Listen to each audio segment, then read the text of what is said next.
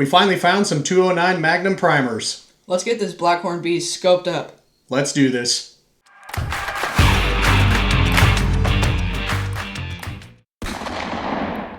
Hey folks, welcome back to the channel. So if you remember from earlier in December, Lee picked up this beautiful CVA Accura MR-X muzzleloader rifle. This is a 45 caliber platform. So when Lee was looking to upgrade muzzleloaders, he was looking to do something that was really based on that modern muzzleloader platform, and this really fit the bill for that. So we're looking to use the Blackhorn 209 propellant, and then the big thing that we were waiting for was some of these 209 Magnum primers, which are key for this to work. And we really struggled to find these in stock anywhere. So luckily, Midway USA came through in the clinch recently. I was able to find, I had to buy a brick of 1,000. That was the only way I could get them in stock, but the brick of 1,000 was just, I think, $73, so not too bad for the primers. So now that we have those, we can kind of continue putting together Lee's rifle here. We'll get it scoped up and then sighted in.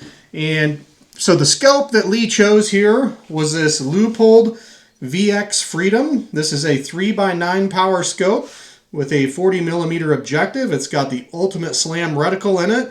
And this scope, it retails for, I believe, $299, so right at that $300 price point. I'll let you hang on to that there. So a really nice scope for muzzleloaders there. It's the same one that I use on mine. Dad uses on his. The Leupold brand is just a trusted name in optics there, so a good fit for this rifle. And then as far as rings go, we're going with these Leupold BackCountry 1-inch rings with the medium base. So when we were looking for scope rings for this, you might remember from the earlier video, which I'll have a link to in here, this rifle did come with some scope rings in the box from the factory, but they do not fit the 1-inch tube on the Leupold VX-Freedom scope. So we went with those scope rings, which retail for right about $100, so we're in about $400 on the scope and rings there. The good news is on these CVA Accura MR-X's, it came with the Picatinny scope base mounted right to the receiver from the factory, so that was already on there when we got the rifle. So it is ready for us to start mounting up the scope. So before we get things squared away in the base here, I'll have Lee just pull it out of there and make sure that the rifle is unloaded and safe for us to work with there. Everything looks good. Yep. Because we have not even fired a round through this yet. So I'm going to have Lee helping today do most of the work on this. So we're going to get this squared away in the vise here, and we'll just make sure it's secure there. We're not overly worried about the rifle being level as far as front to back. Later on in the process, we're really going to make sure that this Picatinny base is dead level, but for now we are going to throw a bubble level on there real quick just to get it close so we don't have to do quite so much adjustment later. So we can see right now that we need to pitch the rifle a little bit towards the camera there. So we'll kind of get it close there and then just give one more clamp on the vise. So the rifle is fairly level left to right for now, which is good. So the next thing we're going to do, since we aren't sure what the eye relief is going to be like on this Leupold VX-Freedom scope with how Lee sets up on the rifle, what we're going to do is just loosely mount the scope bases on this Picatinny rail and just kind of do some test fitting with Lee on the rifle to make sure that we get our scope bases in the right slots of this Picatinny rail. So to get started with, these Leupold BackCountry rings, the base on here, it's just a clamp that'll go on here. So we've got a few different notches on this Picatinny rail. I am going to just put this forward one up here in the front spot, and I've just got to loosen that a little bit and it will slide into that groove. I'm just going to kind of finger tighten this for now so it's not too sloppy and won't fall out of there. And then the second one, I'm just going to take a guess here and go like in this slot right there. All right. We'll just kind of get that finger tight, and then Lee's going to grab the scope. And again, we're not aligning these or tightening them down or anything yet. We're simply doing kind of a pre-fit to make sure it's going to fit his eye before we get too crazy about getting things torqued down and whatnot. Now when we do this, I mentioned this is a 3x9 adjustable power scope, and the eye relief on the scope is going to have the least forgiveness when it's at full magnification. So what we're going to do is just turn this up to the full 9 power, and then we're going to have Lee get down on the rifle and just see what we're looking for when he looks through that scope. We want to make sure that he doesn't have a black halo around the, the view field of the scope. We want to make sure that he's got a clear picture in there. So go ahead and get down on there. And then what I'm going to do is, assuming it's not perfect the way it is right now, which we're guessing it's probably not, I'm going to slide the scope either toward his eye or away from his eye, and we're going to find out whether it's getting better or worse. That's going to give us some idea of whether we need to move these bottom scope brackets back or forward on the rifle. So how does that look right now, Lee? Not very good. Not very good? Okay. I'm guessing it's going to need to go toward your eye, so I'm going to slide it that way a little bit, and then you'll tell me whether that was better or worse. So let me slide it towards you a little bit. It's getting better. Better, but you still have some black around it? Yep. Okay, we don't have much more travel the way it is right now. Better, but still not there. Yep. Okay, so right now, the way our scope mounts are on there, the turret is already back here as far as it can go, so we are out of adjustment there. So essentially, we need to move these bottom scope mounts back farther on that Picatinny rail. So I'm just going to take the scope back out, let Lee handle that. So I'm going to, rather than going back one at a time, did it feel like you were close, or was there a little ways to go yet? There's still a little ways to go. That's what I was thinking. And just based on how it laid on there, I'm going to take this back one, and I'm going to go all the way to the far rear slot on this Picatinny rail there. So it's a little bit of a trial and error process until we get it close, and then we'll do the fine tuning a little bit later. So let me get this front one backed out. All right, let's go. We'll just go, these ones on the front of the Picatinny rail are farther apart, so I'm only going to move it one notch back there, because it looked like we had pretty good spacing on either side of the turret the way it was. So let me get this just kind of finger tight here. Okay, so yep, they got a little bit of play, but not too bad. Okay, let's go ahead and get that set back in there. So we're kind of equidistant between the turret and the scope mounts there. So looks like it's sitting on the rifle good. We've got good clearance with the hammer here, but we'll have him kind of get up on the rifle and see how it feels. You want it one way or the other there yet? Probably, it's definitely a lot better. Definitely a lot better. Let me try moving it a little bit closer to your eye and see if it gets better or worse there. Is that better or worse? Better. Okay. Right there is about perfect. Right in there? Yep. Okay. So again, this isn't the final adjustment. We just want to make sure, so we know for sure we need this rear scope mount in the most rearward position. The front scope mount is sitting pretty good on the front of the tube there. We've got plenty of room on either side. We don't want to be too close to the bell of the front objective lens there. We don't want to be too close to the turret. We definitely want to be on this flat part of the tube. So with that, we will just take the scope back out. You can just set that aside for now. So we feel pretty good about where these are at. So what we're going to do, I'm going to have Lee just get these tight, but don't tighten them too much because these do need to be torqued. So if you look up in the instructions for the BackCountry scope mounts, these screws should be torqued to 28 inch-pounds. So I've adjusted this to, yep, there it is, 28 inch-pounds. So I will let him do that. So just tighten those down until it clicks. And just turn on the rubber part of the handle, not the back. And you'll feel it click.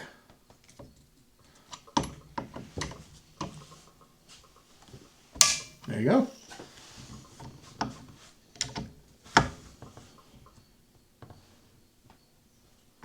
There we go. So that's how we know that those are sufficiently torqued down to 28 inch-pounds per manufacturer's recommendation and specs there.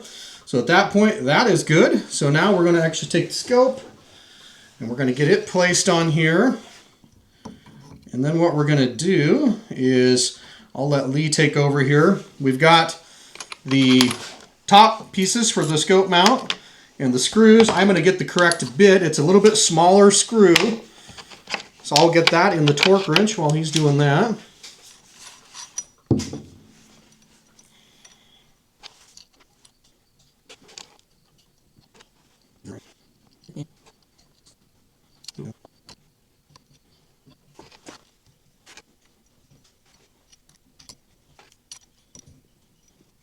So Lee has got those screws all started in there. The big thing to notice is none of those are even really finger tight yet. We still have play in the scope, both laterally and front to back, because we need to make those final adjustments. We just wanted to get that on there. So this is where the leveling of the rifle and the leveling of the scope comes into play, because we want that reticle inside the scope to be dead level with the rifle when it's level.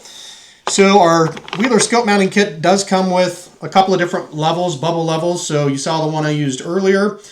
And then it also has a magnetic one here, which is kind of handy. So we're going to try to do this two ways. So I'm going to set the first bubble level just on top of this turret on the scope. And then the other one that's magnetic, I'm going to actually clamp right onto the Picatinny rail here. Like that.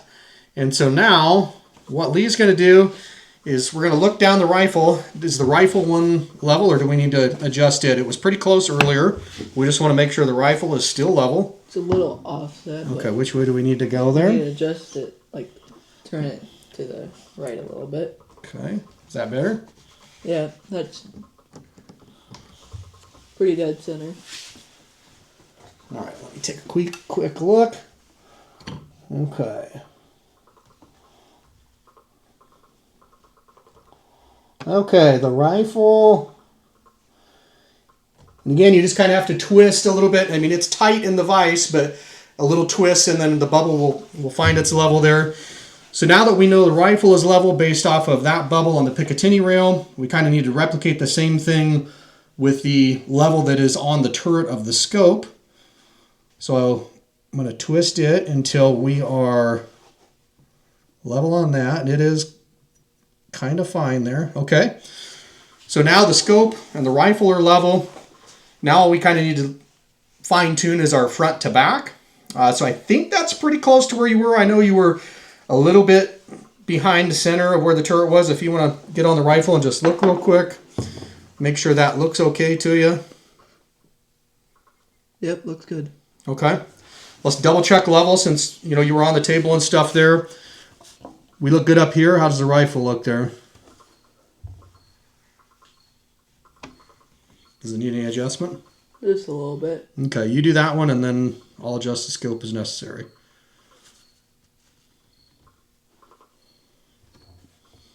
Love it? Yep. Okay, and that looks pretty close. Just a really minor adjustment there. Okay. So everything looks good. So now we just need to torque these screws on the top. And if you want to come in here with the camera, the way these are recommended to be torqued, and we'll just use the multi-tool Allen wrench to get them, close to firm at first. But then when we torque, you don't want to torque both on the same side at the same time. We want to alternate. So kind of like when you tighten lugs on the wheel of your pickup or car, you don't want to do them in order. You kind of want to go across. So we want to torque one side and then the opposite side and then go back and do the other side. So with that, Lee, if you want to, and do the same thing when you're just firming them down, do a cross pattern, and then we'll essentially do the same thing with the torque wrench to finish it off.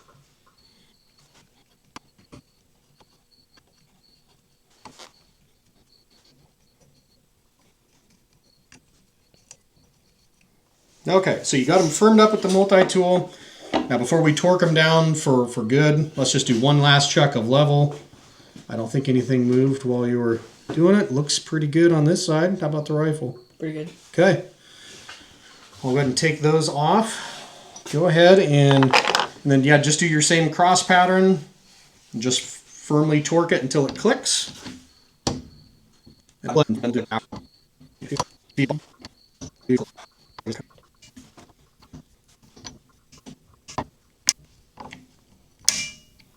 Okay, good job, Lee. Okay, so we're going to take this out of the vise, and then I'm just going to have Lee throw it up to his shoulder offhand, kind of look down the scope. How does it look there? Pretty good. Okay, and so you're still on full 9 power, which if you go ahead and turn that so it's all the way down to 3 power. Now throw it up and look through it. It should look, your eye relief should be a lot better on it now than it was even at Yeah, it looks really 9 good. power. Looks good. Okay, So that means he's going to have a good eye relief through the full range of nut 3x9 power on this. So for now, everything looked good. Everything's torqued to spec. So the next thing is we will go step out on the range and start sighting this in. Stay with us. Okay, we stepped out to the range here. Lee got the rifle set up on the bench to his liking. We have a target set up downrange at 25 yards right now. And our intent with this setup is to have it zeroed at 100 yards. This Leupold VX-Freedom scope is designed to be zeroed in at 100 yards. It's got marking points in the reticle for up to 300 yards. So this is their ultimate slam reticle. I'll put a screenshot on the video there for you so you can kind of see how that works. But no, our intent is for a 100-yard zero. And as we do this as well, in the end, we are going to be shooting these Hornady bore driver ELD-X. This is that high ballistic coefficient elongated bullet. These are the 280 grain 45 caliber version of that. But to get started with, we are going to do our first few shots here with the Hornady SST. It's a just 200 grain round there. So obviously these are a little bit cheaper than the ELD-X ones. That's why we're going to start with those initially. So we've got some Blackhorn 209 powder loaded up in the trickler, ready to go. We're going to start with 100 grains of the 209 Blackhorn and with the scope just at its 0 settings. Typically we would bore sight this, which would entail removing the breech plug, sighting down the bore of the rifle to get it as close to 0 as we can. Unfortunately, with this break action style on the CVA Accura, that would be hard to remove the breech plug and bore sight it and keep it on the same plane once you close that break open action.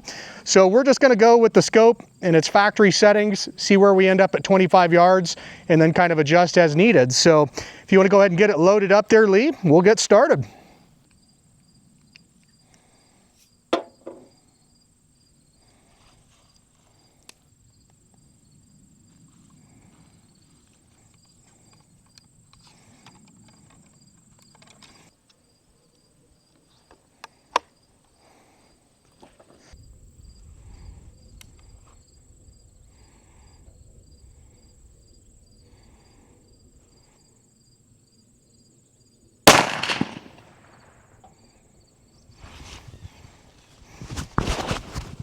Okay, you can take your primer out. There we go. Let's go see how the first shot landed there. Okay, so first shot out of the Blackhorn beast here at 25 yards for our first attempt at zeroing it. Left and right was dead on here. So it's just as close as you can get. We are about 3 inches low of the center aiming point at 25 yards. Okay, we step back to the bench here and we're ready to start making some elevation adjustments on the scope. So I'm going to go ahead and remove the elevation turret cap here. We're going to leave the windage turret cap on since we felt pretty good about the left and right adjustments for now. So we can see that this Leupold VX-Freedom is a 1/4 MOA, so it's got our adjustments listed on here. So the 1/4 MOA, or minute of angle, would mean that at 100 yards, every click would adjust up or down 1/4 of an inch.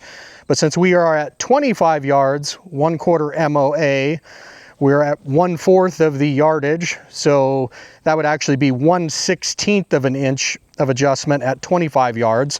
So we said that we were roughly 3 inches low. So we need to take 3 inches of adjustment. And if every click is 1/16 of an inch, so to get 1 inch, it would take 16 clicks, and basically there's 4 clicks in a number here. So if we got all the way up to number 4, that would theoretically adjust it up 1 inch. So if 1 inch is 4, 2 inches would be 8, 3 inches would be 12. So it's near capacity or bottoming out on here. So what we're going to do is, and it tells us here to go up, we want to go counterclockwise. So we can count these or you can feel them. So like there's 1, 2, 3. But since I've got, oh gosh, 16, 32, 48 clicks to go, instead of counting all those, I'm just going to spin this around since I know 12 is the number I need to land on. And the marking is here where my finger was. So we'll take this to 12. So that should adjust us 3 inches at 25 yards. So let's go ahead and put the turret cap back on. Lee's gonna come around here and load another 100 grains of the Blackhorn 209 in the rifle there. Get our eyes and ears on, and we'll be ready for another shot. So we stepped out here to 25 yards. So what you didn't see, we actually cut out one clip. We shot one additional round at 25 yards just to make sure that we were grouping closely there. This was the last shot after making the turret adjustments. So we came up our 3 inches. It's just a little bit left, but probably not enough to adjust the turret at this point. But as far as elevation adjustment, I feel pretty good with that. I think we're probably done shooting at 25 yards here. And if you look down there on that white gong in the lower left corner, you can see a big black spot. That was where it punched through here and hit the steel behind it, which is right at 100 yards. So that's a good sign. We didn't even really intend to get that secondary target, but that tells us we're going to be pretty darn close at 100 yards. So I feel comfortable. Let's go ahead and back this up to 100 yards and take a couple more shots, Lee.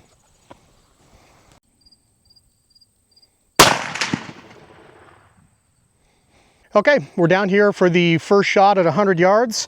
Left and right, windage continues to be good. This one was about 3 inches high at 100 yards here. But overall, pretty good for a 100-yard shot there. So I think we'll swab the barrel and switch over to the bore drivers.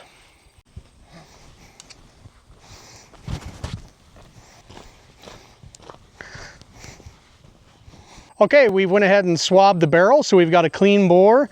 And we are gonna start using the 280 grain ELD-X's next at 100 yards. So let's get it loaded up, Lee. I'm anxious to see how these shoot.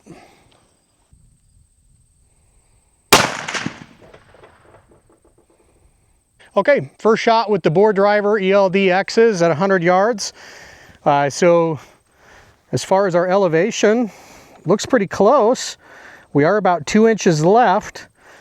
So my instinct was right. This was the SST 200 grain, and the 280 did shoot lower without any elevation adjustment on the scope. But before we do any windage adjustment on that, let's just go ahead and mark it, and we will shoot another one, see where it ends up there. But so far, so good.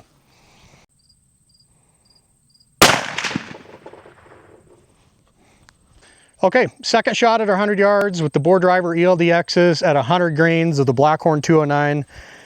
So this one, we remained left. This was the first shot, which our elevation was good, but it was left. Second shot is about 2 inches low and 2.5 inches to the left. So I'm gonna go ahead and mark that. And what I think we're gonna try next is, we're gonna try backing off to 90 grains of powder. See if that's going to tighten us up. So let's try 90, see where we land.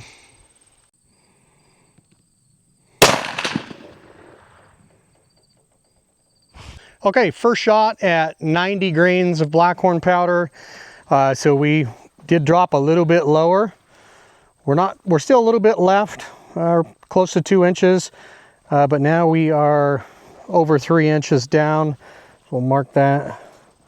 I think what we'll try next is, since 90 didn't bring us any tighter or closer, let's try going on the other side. We'll go to 110 grains next. Give that a shot. Heavier bullet, might need more powder.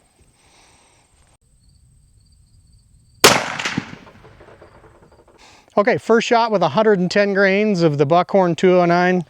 And our shot elevation-wise was good, but we ended up about, 3 3/4 inches left here. But the 110 seemed to bring it elevation-wise up pretty good.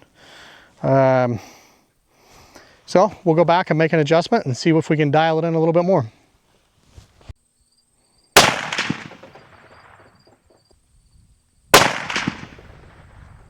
Okay, well, after much experimentation with the ELD-X bore drivers and the Blackhorn 209, what we found works best is the 100 grains of the Blackhorn 209 powder out of a pure clean bore.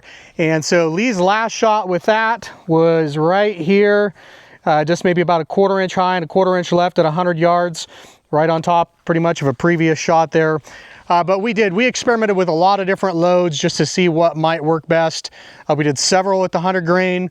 We backed a couple shots down to 90 grains. We did a couple at 110 grains, and we always came back to the 100 grain load. And then we also found that what worked best was shooting out of a pure clean bore. A lot of times we would get to 2 or 3 shots before swabbing, and with the ELD-X bore drivers, they just did not perform well unless it was a clean bore. So the good news is at least out of a clean cold bore, we had really good results. So with that, that's kind of a wrap on this. Lee, your muzzleloader's all set up for deer season, so in a couple more months you'll be sitting in the blind and hopefully get the drop on a nice buck with that new Blackhorn Beast muzzleloader. So with that, we thank you all for watching. Stay tuned for the next one.